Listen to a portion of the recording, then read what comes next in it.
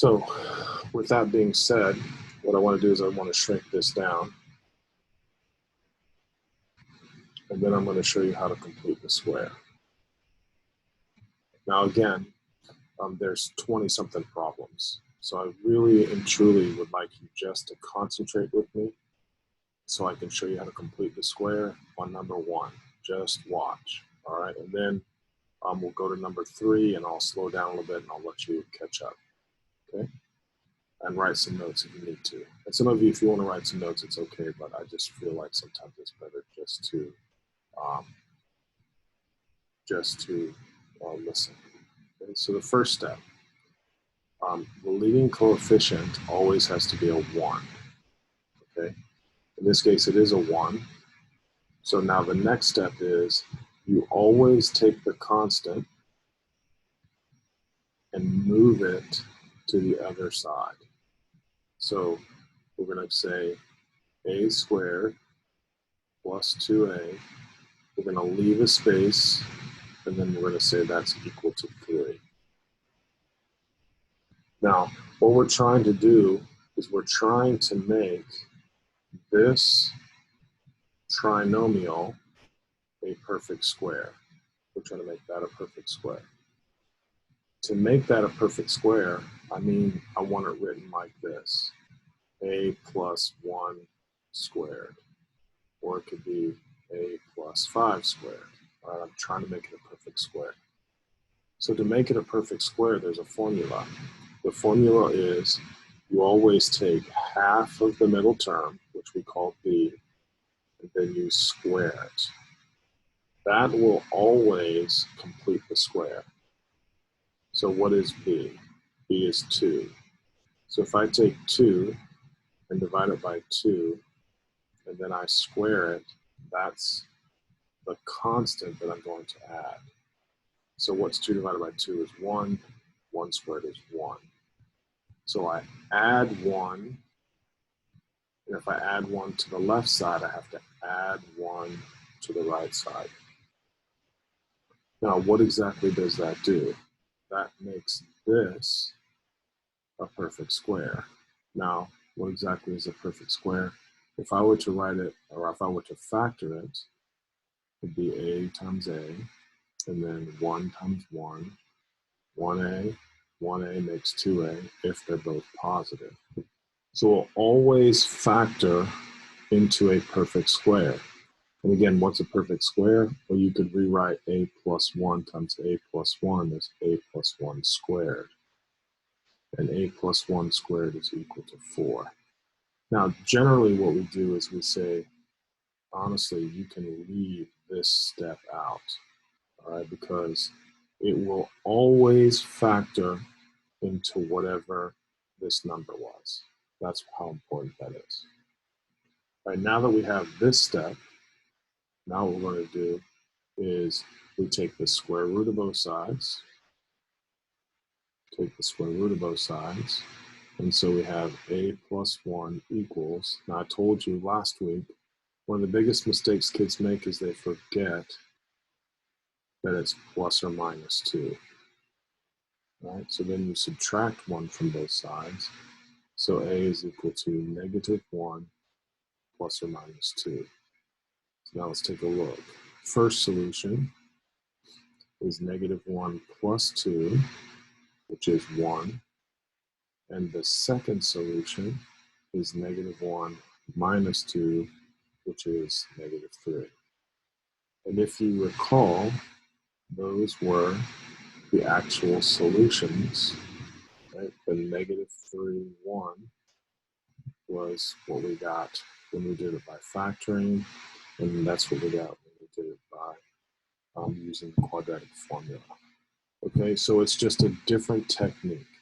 And like I tell kids all the time, generally I would not recommend completing the square, but it's been on so many SAT questions and ACT questions I thought was kind of important. Plus it's on the entrance exams. So here is what I'm looking at.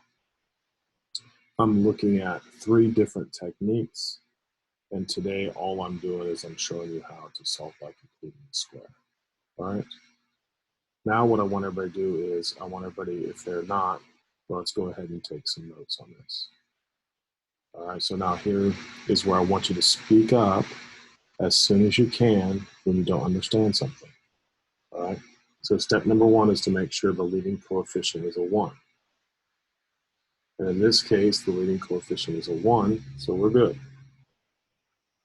Next thing is we're just going to move the negative 22 to the other side. So everybody's going to write down p squared plus 16p, we leave a space, equals 22. Anybody have any questions so far?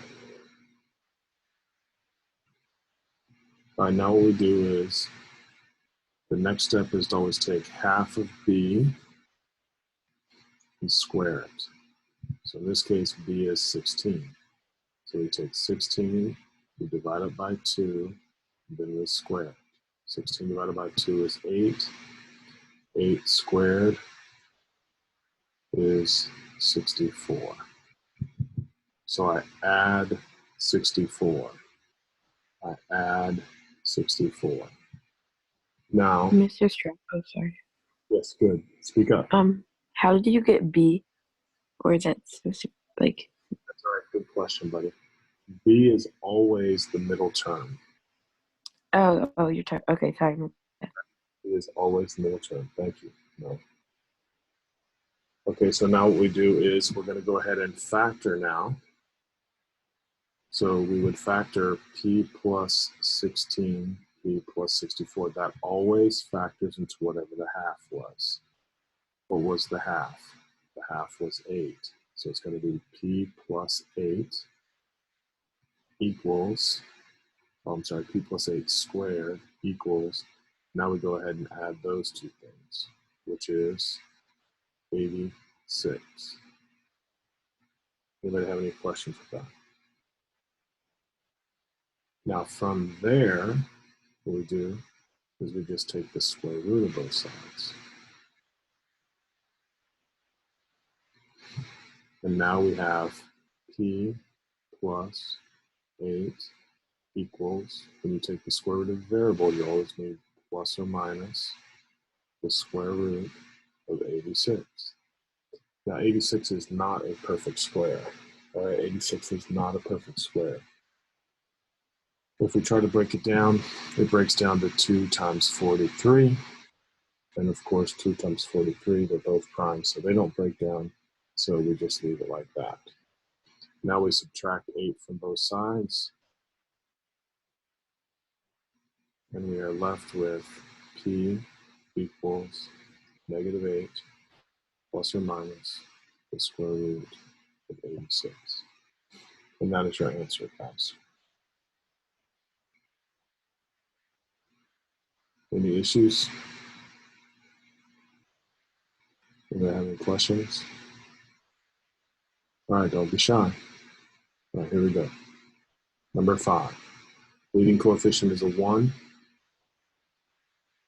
So I'm going to move the negative 33 over to the right side. So I have r squared plus 2r, leave a space, equals 33. Now what I do is half and square the middle term. 2 divided by 2 squared is 1. So I'm adding 1, adding 1. R always factors into whatever the half was. R plus 1 squared equals 34. I'm now going to take the square root of both sides. R plus 1 equals plus or minus square root 34.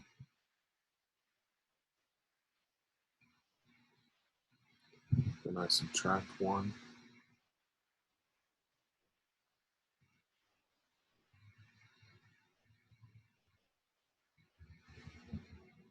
All right, so we've done 3 problems now.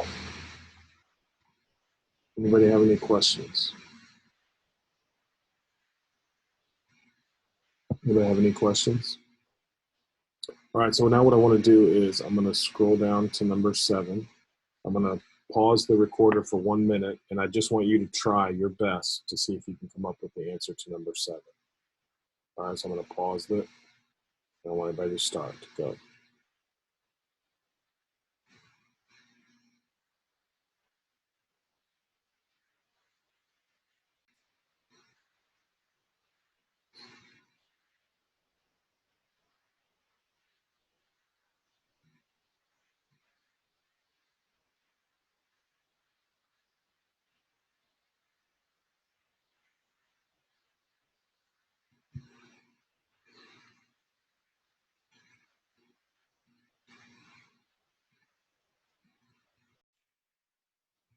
All right. Now, what we want to do here is, again, isolate. So we're going to add 48 to both sides. K squared minus 8k equals 48. Anybody have any issues? So we say half of negative 8 squared equals positive 16 plus 16 plus 16. Now, this now becomes a perfect square. So it always factors into whatever the half was. Half of negative 8 is negative 4 squared equals 64. Now this one's nice because it's a perfect square. Right? So now when you take the square root of both sides,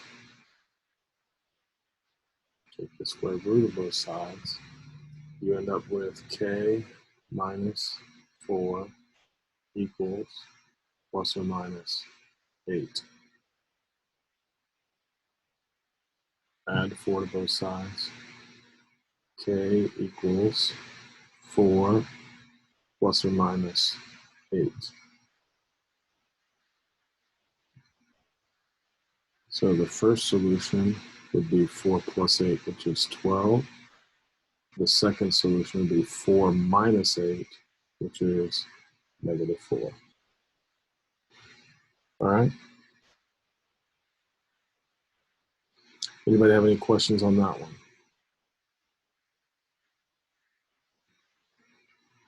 Nobody? All right, seems like we're doing pretty good then. Let's take a look at number 11. All right, we have to isolate the negative 48. So that means I'm going to move it over to the right by adding 48.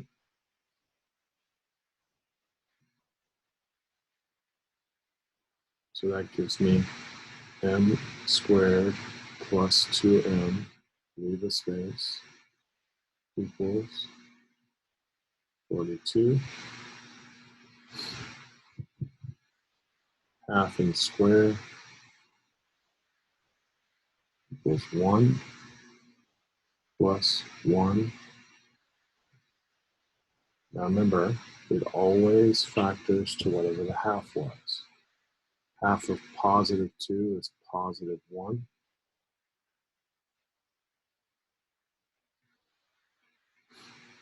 Now we take the square root of both sides.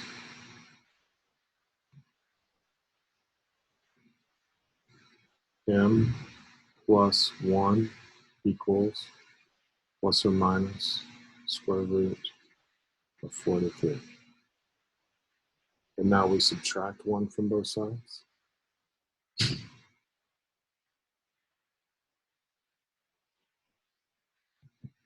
All right, anybody have any questions?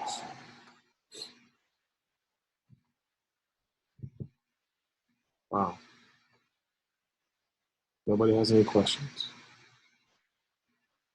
Yeah, I told you, I don't think it's that hard. It's just hard to remember the process, okay? The key is half and square the middle term. All right, let's continue on. More practice.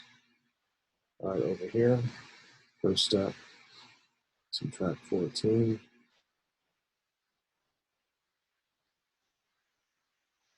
So now I have m squared plus 10m, leave a space, equals negative 21.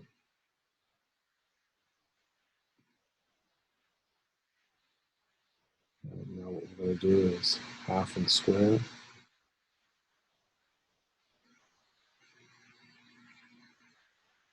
25.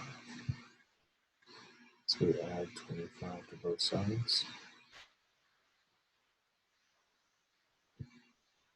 So now this always factors to whatever the half was. Half of positive 10 is positive 5. And then this is nice because it's a perfect square.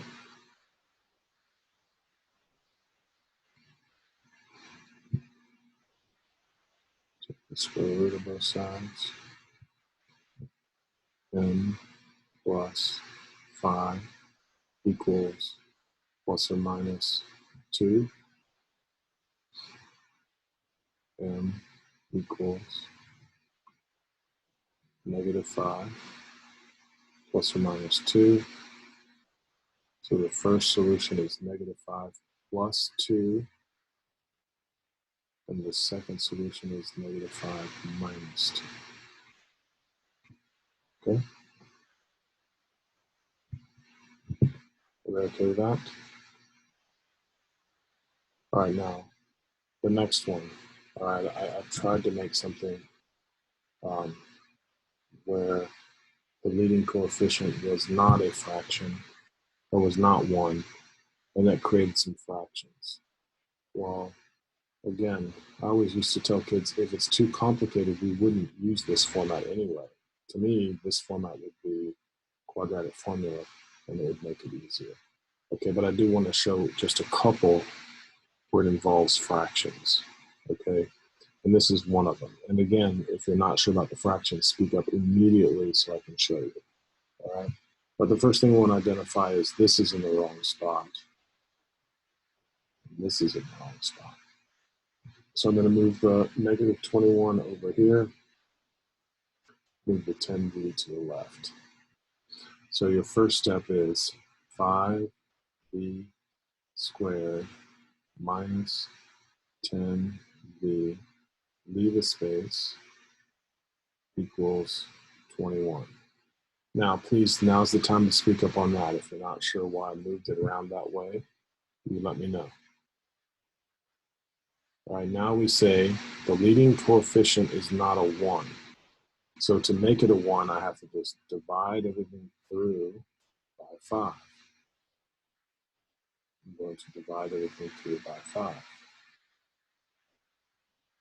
Right, so when I do that, v squared minus 2v, leave a space, equals, and we'll just leave this fraction as 21 over 5. All right, now's the time to speak up, guys, if you're not sure.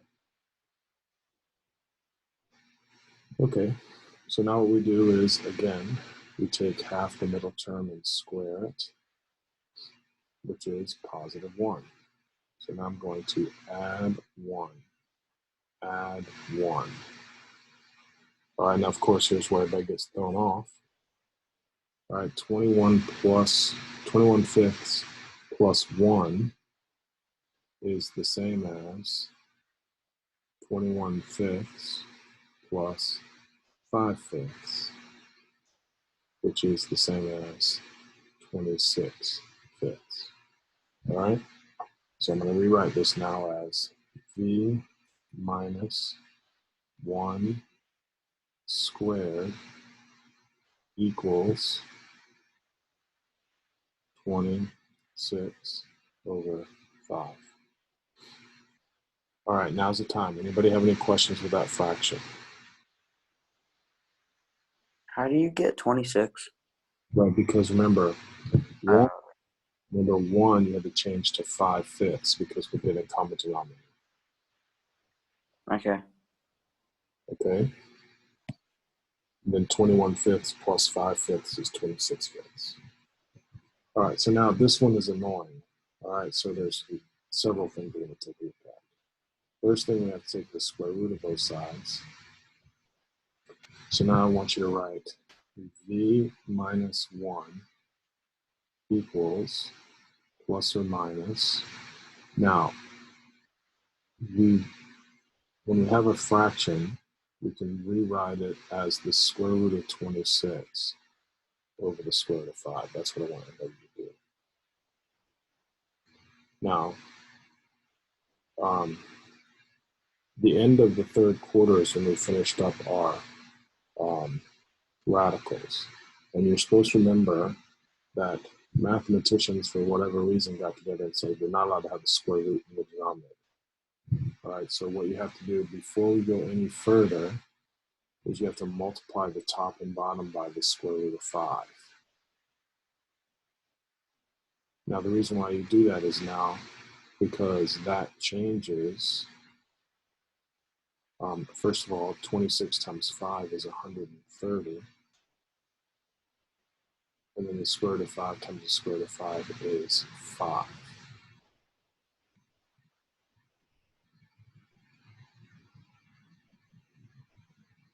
All right, so this is the step that I feel like most people don't understand.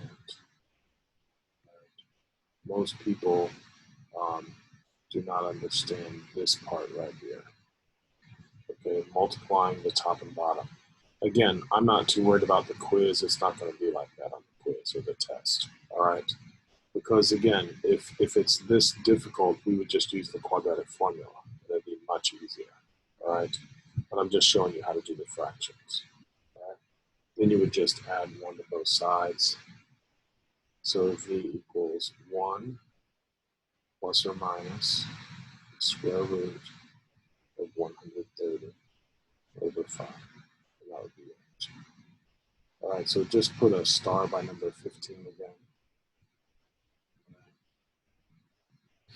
Because we would use this by what?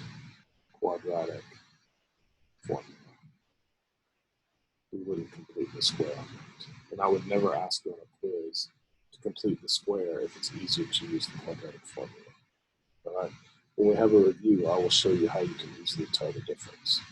Okay. So now on here, the leading coefficient has to be a 1. So we would simply divide everything through by 7. Now, the nice thing about this is that all those numbers are divided by 7, so it's not really that big a deal. It just becomes b squared minus 2b minus 8 equals 0. Move the 8 over.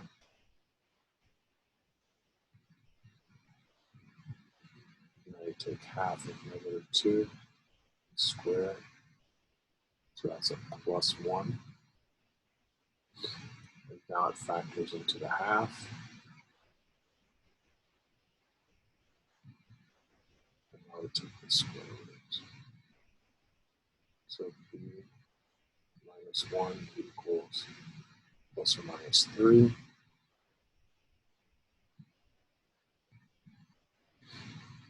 So the first solution, 1 plus 3.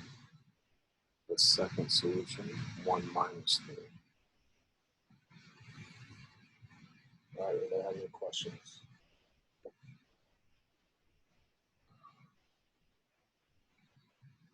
Okay, now the reason why I want to put a star on number 19 is because this is the first time the middle term is not even. All right, so completing the square is always done when the middle term is even. All right, because this is odd, I would tell everybody to use the quadratic formula. It's just easier.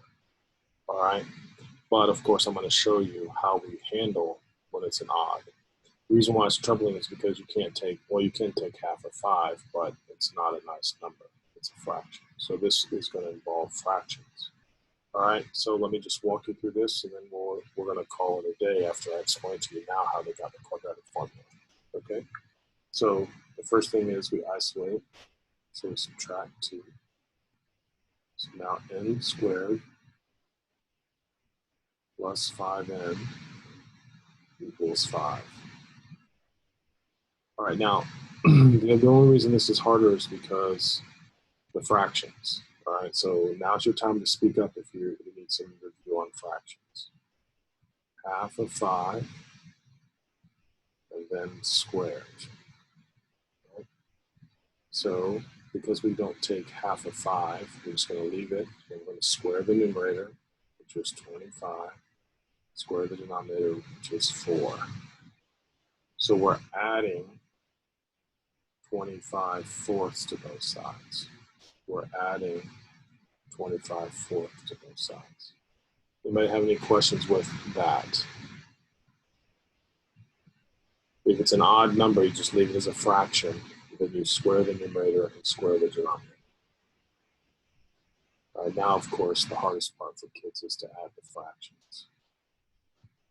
But we know 5 is the same as 5 over 1. And 5 is the same as 20 fourths.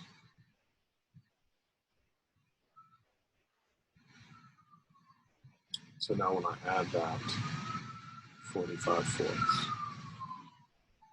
Okay. So now what we do is it factors to whatever the half was. So n plus 5 halves squared equals 45 over 4.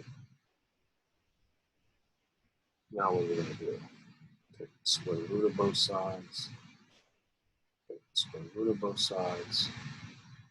So I have n plus 5 halves equals plus or minus the square root of 45 over the square root of 4. Now let's talk about the square root of 45 and the square root of 4. N plus 5 over 2 equals, now don't forget, 45 is the same as 9 times 5. And what's the square root of 9? Square root of 9 is 3. So the numerator becomes plus or minus 3 radical 5. And what's the square root of 4? 2. So n equals negative 5 over 2 plus or minus 3 radical 5 over 2. All right, so again, that one's, like I said, that's the hardest one. All right, simply because the leading or the middle term is odd and we end up with a bunch of fractions. So again, you'll see on the review, there's not, I want you to do it the most efficient way possible. And the most efficient way possible would, again, be to use the quadratic formula, okay? Now, before we get to the grand finale, does anybody have any questions? Nobody has any questions? Because your job is obviously just to go back and do the evens and then turn your work in. All right? So now what I really want everybody to do is I just want everybody to put their pencils down or whatever, stylus down, whatever you're talking about. And let me show you something, how they figured out, some famous mathematician figured out the quadratic formula. All right, so the first thing we're going to do is I'm going to write down ax squared plus bx plus c equals 0. We say that's the standard form of a quadratic, okay?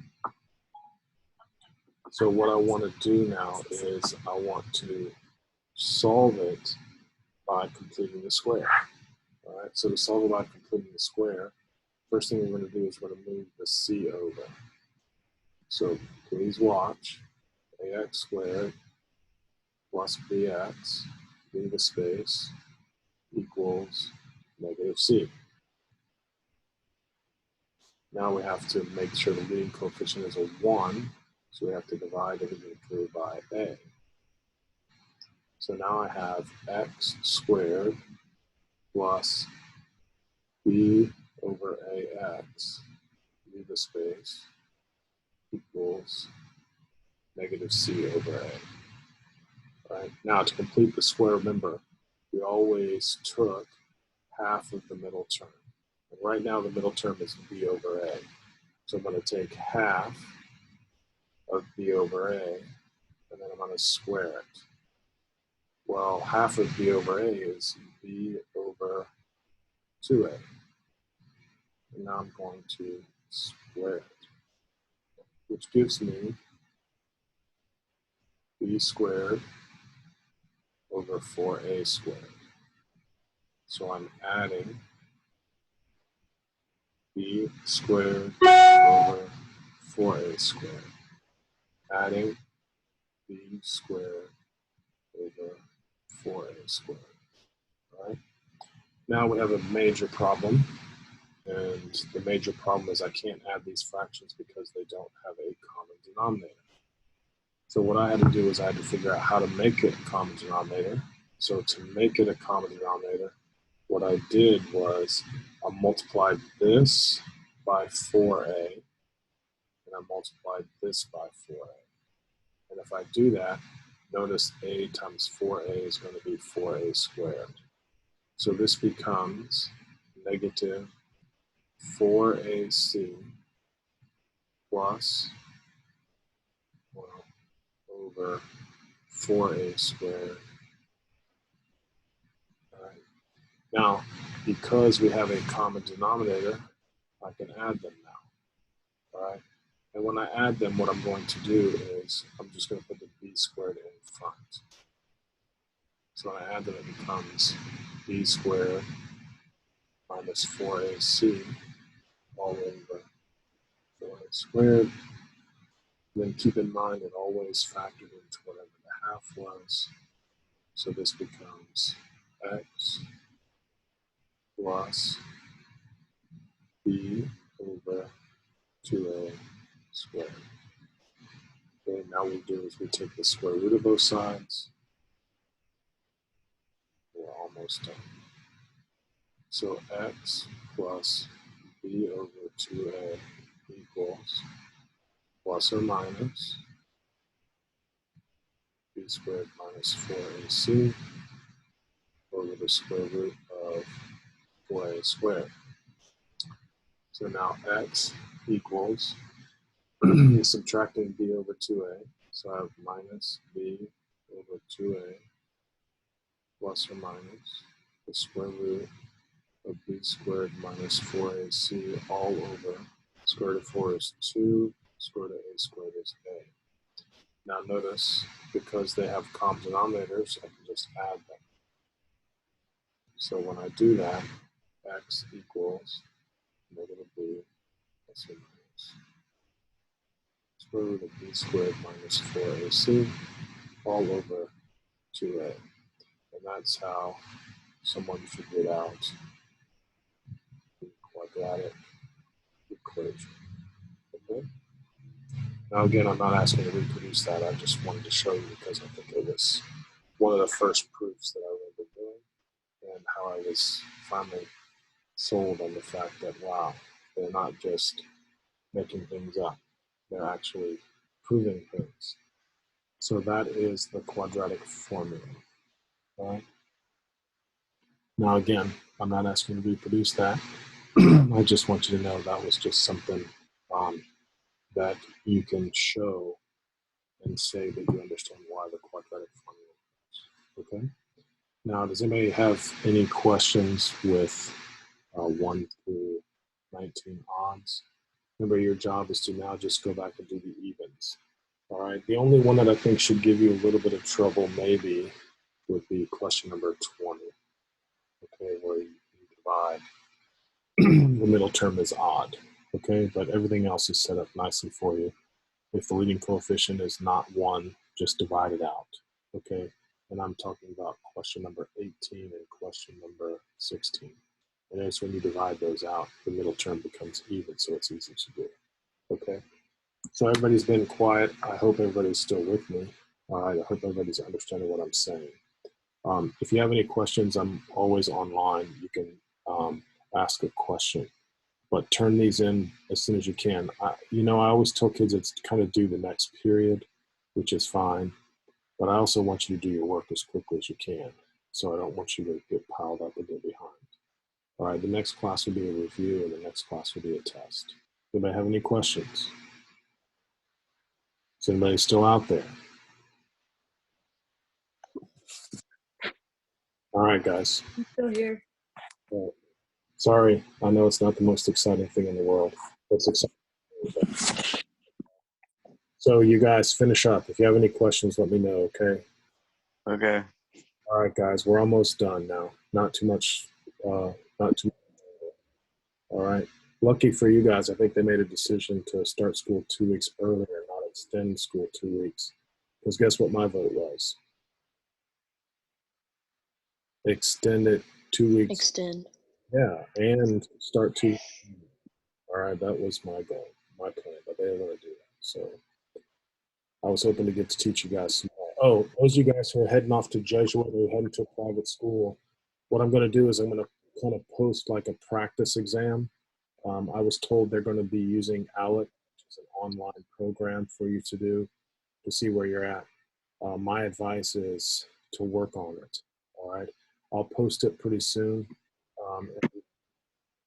Work on it if you're going to a private school. If you're going to public school, I wouldn't worry about it too much. But those who are going to Jesuit, Tampa Prep, Berkeley, and Academy might want to review all of it. All right, it's comprehensive. Everything you should know about Algebra 1. All right, and some of it you just forgot. That's why I said you definitely do not want to repeat Algebra 1. All right, so my advice is put a little bit of extra time. All right, you guys have a great day. If you have any questions, let me know. Do we just have to, so he just has to finish his worksheet by tomorrow? Yeah, by the next class period, Thomas. Okay. Bye. Have enough time, but you know what I'm saying? I don't want to rush you. I want it to be good. I want it to be accurate. I'll listen to the video again. Okay? Okay. All right, guys. Have a great day. Thank you. Bye. Bye, Mr. Stroud. Bye. Bye. Take care, guys.